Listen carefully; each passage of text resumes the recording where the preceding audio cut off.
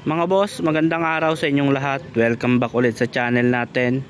Sa episode nito, meron tayong project na owner type jeep. Ayan, kung makikita nyo, nasa harapan natin. Bali, babaguhin natin yan. And pakikita ko sa inyo yung unti-unting pagganda ng owner type jeep na ito. Bali, sa ngayon, nandito tayo sa Barangay Moonwalk, Parañaque, para pick upin tong unit na to. Ayan, bali inaantay lang natin yung towing services na magkakarga sa kanya para may uwi natin siya sa Alapan, Imus, Cavite. Bali papakita ko muna sa inyo ng mabilisan yung mga babaguhin natin dito. Bali ayan, tandaan nyo yung formang yan, ayan yung plaka nyan. Ayan, bali ang una natin babaguhin dito is yung kanyang under chassis dahil lumang modelo na. Ayan po, ayan, kung makikita po ninyo, wheelies po na pang military yung ginamit na molye dito, and yung kanyang differential is pasok kasi nga lumang modelo. Ang gagawin po natin dyan, papalitan natin ng gulong differential molye. Ang ipapalit po natin is size 15 na, and yung kanyang grill modelo na natin, gagawin natin bilog, tapos yung modelo na.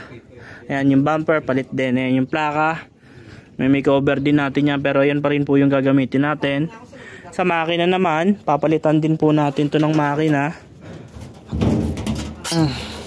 Ang makina niya mga boss, modelong 4K. Hindi naman siya stock up. Talagang matagal lang na pa stock dito. Nung nakausap natin yung may-ari, 5 years na daw. Pero palagay ko hindi naman 5 years yung ganitong itsura, dahil sa lolo niya pa daw tong owner type jeep na to. Ngayon, balak niyang i-makeover, papormahin, pagandahin. Ayan.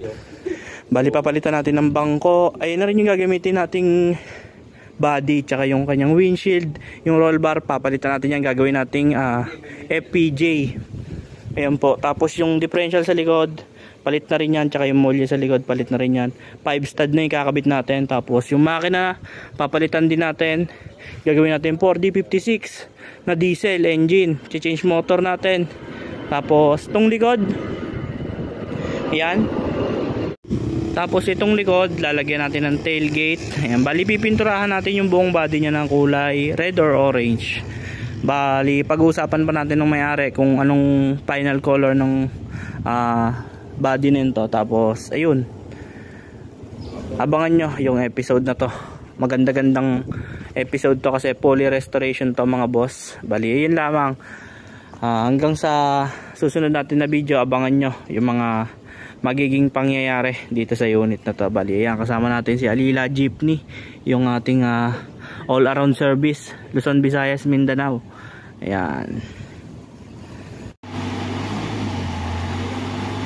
Bali ito na pala yung towing services na nakontak natin, and ngayon inaakit na siya dyan para may uwi na sa atin sa Alapan.